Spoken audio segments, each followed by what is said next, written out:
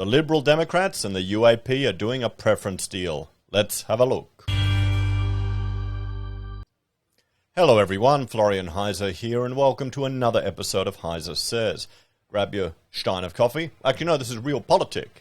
Anyway, we'll have a look at what's happening between the United Australia Party and the Liberal Democrats. And here's a press announcement they put out on Facebook just recently. So, today we announce a preference deal between the Liberal Democrats and the UAP, United Australia Party.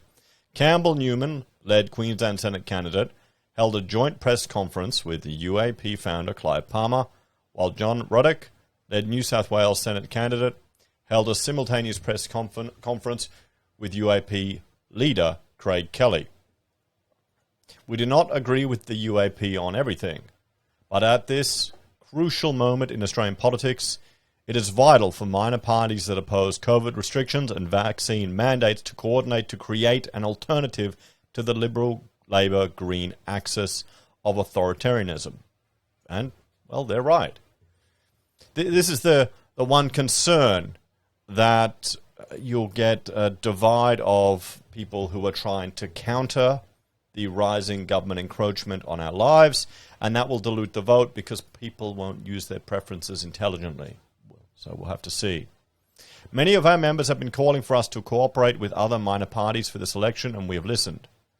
Realistically, under the Turnbull Greens voting system, there are only a handful of minor parties that have a credible path to winning seats at the upcoming federal election.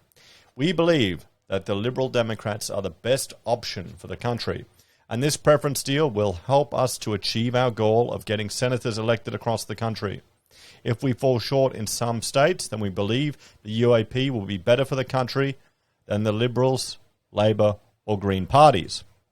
And so we urge our supporters to give your second preference to them and then to all the other sane minor parties. Well, yes. Yeah. Makes a lot of sense. The other sane minor parties. Because there are some batshit crazy minor parties. And I know that, guys, because we have been through every Senate candidate at the last election. It's something we do on the channel, and we'll have to do again here.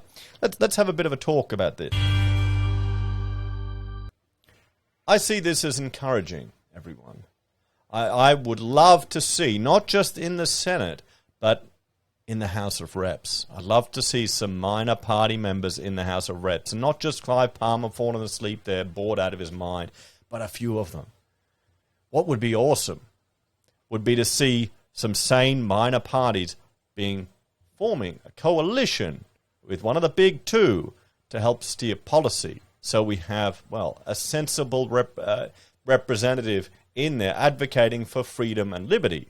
Now, here's the thing, don't pin all your hopes on one party. You're going to be disappointed. It's full of people, okay? People are all bastards. We all make stupid things. Don't be disappointed, everyone. Don't be disillusioned if you get someone up there and they're not, your perfect messiah come to save you. I mean, some of the stuff Clive says I don't agree with. Other stuff I think is fantastic, some of the policies the UAP had. Same thing with the Liberal Democrats. No party is going to be perfect. They're going to upset you one way or another.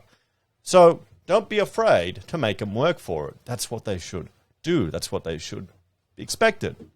Now, you'll notice that a lot of the characters in politics, they're for the minor parties because they're the ones that need to be characters, need to actually get out there and step up to get your attention, or else they wouldn't get any exposure. I mean, how many people don't even know their Liberal or Labor representative? Now, it's going to be interesting to see in this next election what will happen.